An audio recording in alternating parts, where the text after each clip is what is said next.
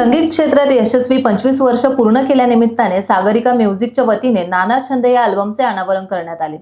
नाना छंद या अल्बममधील गाणी नाना पाटेकर यांनी लिहिली असून संगीतकार निलेश मोहरीर यांनी संगीतबद्ध केली आहेत। वैशाली सामंत, राहुल देशपांडे आणि स्वप्नील बांदोडकर या गायकांच्या आवाजात ही गाणी रसिकांना ऐकायला मिळणार आहेत। या अल्बमची मांडणी आणि निर्मिती विक्रम बाम यांनी केली आहे।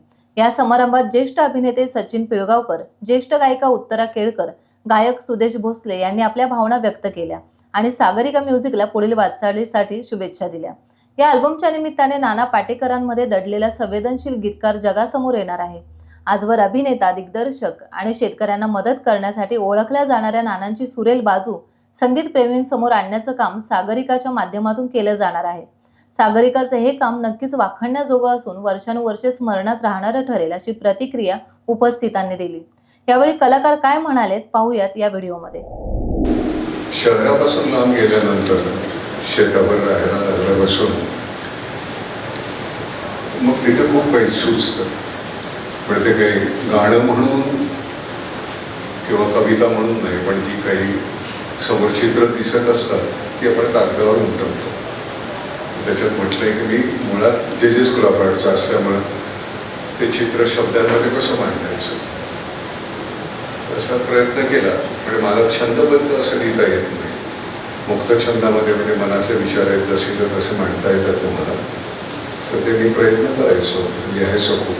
खरं तर ती तुमची घुसमट असते आणि ती घुसमट तुम्ही कुठेतरी उतरवता कागदावर। आमच्या नशिबानं आम्ही नट असल्यामुळे आम्हाला कॅमेरा आहे, त्याच्यासमोर आमच्या आतमध्ये सगळं ते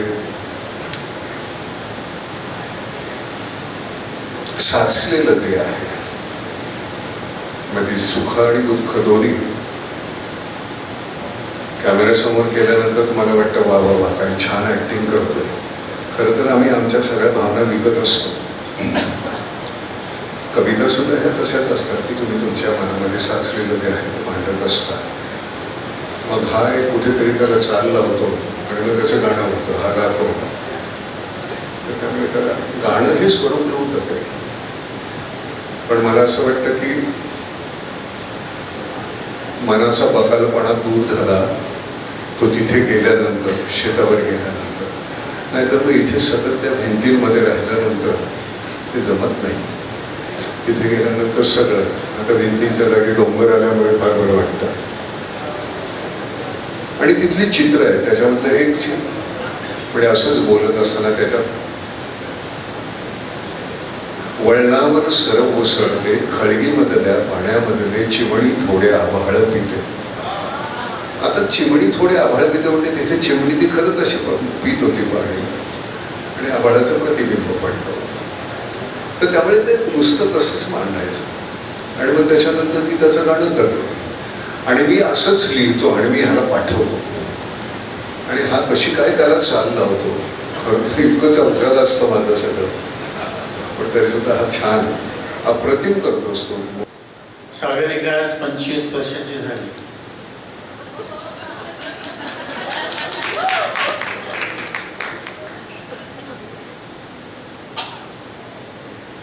आणि तिच्याकडनंच आपण ऐकलं की 84ला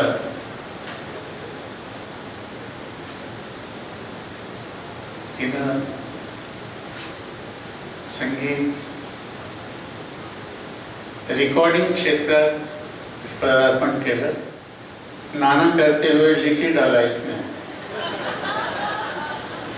हाँ, पण नान्या खूप छान लिहितो याच्यात काही शंका नाही, कारण त्याची खूपशी हिंदी गाणी मी त्याच्या तोंडातून ऐकलेली आहे। एका गाण्याला रेकॉर्ड पण केलं होतं, पण त्यावेळेला सागरिकाची आणि माझी ओळख नव्हती, त्यामुळे मला केलं देता नाही आलं, पण ते खूप छान झालं असतं गाणं, लोकांनी खूप पसंत केलं होतं। घर में है बस 6 ही लोग, 4 दीवारें, छत और मैं। पर मी सागरिका तुला खूप खूप तुझं अभिनंदन. 25 वर्ष संगीतमय लोकांना बनवून ठेवणं ही खायची गोष्ट नाही, किंबहुना ही गायची गोष्ट नाही. 25 वर्ष झाले सागरिकाला.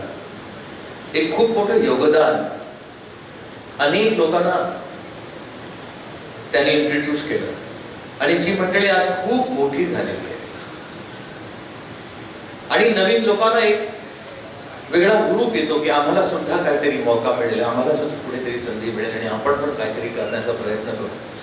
या आपल्या महाराष्ट्रात काय आपल्या भारतात असे अनेक जण आहेत जे आपापल्या कारकिर्दीत व्यस्त आहेत, पण त्यांच्यामधला टॅलेंट अजूनही काही असू शकतो याची कल्पना लोकांना नाही. पण असंच काहीतरी मग बाहेर निघतं आणि मग एक सुखद अनुभव होतो, जसा नाना छंद मध्ये लोकांना होणार आहे. हा माझा मित्र कवी सुद्धा आहे, हे लोकांना कळणार आहे आणि त्याचा आस्वाद लोकांना घेता येणार आहे, त्याचा मला खूप आनंद आहे. 89 मध्ये म्हणजे बहिणाबाईच्या गाण्यांची CD निघाली. त्यावेळी मी खूप गात होते आणि त्यावेळी बिलनची नागिन फार फेमस झालं होतं. तर आणि तशीच सारखी गाणी मला मिळत होती. तर माझे मिस्टर म्हणाले, तू एवढ्या कंपन्यांसाठी गातेस तर तू विचार ना कुठच्या तरी कंपनीने की बहिणाबाईची गाणी तुम्ही काढाल का, माझी रेकॉर्ड काढाल का. तर मी 5-6 मी ज्या कंपन्यांकडे गात होते त्या सगळ्या लोकांना मी विचारलं की म्हणजे काढाल का तुम्ही बहिणाबाईची गाणी, कारण ती अर्थाच्या दृष्टीने आणि खूप फिलॉसॉफिकल अशी गाणी होती. तर 16 गाणी होती आणि त्याची फिल्म निघालेली होती दूरदर्शनवरती, पण त्याची रेकॉर्ड निघाली नव्हती. तर त्यामुळे मला 89 मध्ये जवळजवळ 6-7 प्रोड्युसर्सनी सांगितलं कंपन्यांच्या की आम्हाला हे कमर्शियल एवढं वाटत नाही, त्यामुळे नाही काढू शकणार. तर माझे मिस्टर म्हणाले आपणच काढूया CD आणि आम्ही ती काढली. त्याच्यानंतर नाट्य सुरेशची मी जी नाट्यगीतं गायलेत एवढी सुंदर गायलेत, तर ती त्यावेळी काढली. आणि त्याच्यानंतर माझे मिस्टर 99 मध्ये गेले. तर मला प्रश्न पडला की आता कोणाला हे याचं डिस्ट्रीब्युशन आणि मार्केटिंग करायला द्यावं. तर त्यावेळी 7 कंपन्या माझ्याकडे आपवून आल्या की ही CD आम्हाला द्या म्हणून. म्हणजे ज्यावेळी त्यांनी मला रिजेक्ट केलं होतं त्यावेळी 8-10 वर्षांनी मला त्यांनी सांगितलं की आम्हाला हे द्या राईट्स सगळे. तर ते सगळे पुरुष होते, पण मला असं वाटलं की सागरिका जी त्या नक्कीच एफिशियंट असणार, एकच बाई आहे तर आपण यांनाच द्यावी. आपण ते राईट्स सगळे मी त्यांना दिले. कैसे बताऊं तुझको, 25 साल हो गए, कितनी खुशी हो रही मुझे. सागरिका जी, विक्रम जी, तुम्हाला या प्रवासाच्या खूप खूप शुभेच्छा. आणि आज या मंचावर सर्व दिग्गजांना नमस्कार. आणि सागरिका जी, तुम्ही मला बोलवलं आणि सांगितलं नवीन कलाकारांना इंट्रोड्यूस करणं, तर लक्षात असू द्या. आणि सर्वात मला खुशी आज आहे की सुरेशजी भेटले, सचिनजी भेटले आणि तुमचे हे जे 3 कलाकार आहेत, वैशाली सामंत, स्वप्नील आणि अवधूत, तर त्यांनाही अभिनंदन. कारण तुमचा हा म्हणजे तुमची ही फॅमिली, आता ही फॅमिली मोठी झाली आहे. आणि मला सर्वात मजा आली जेव्हा मला वाटतं 10-15 वर्षापूर्वी नानांबरोबर आशाजी, मी, नाना आपण एकत्र अमेरिकेला गेलो होतो. आणि आज जेव्हा नानांनी मला पाहिलं, जे जवळ देऊन मला अशी मिठी मारली, thank you Nana. All the best, God bless you. Times डिजिटलला लाईक करा, सबस्क्राईब करा, शेअर करा आणि बेल आयकॉन दाबायला विसरू नका. पाहत रहा टाइम्स डिजिटल.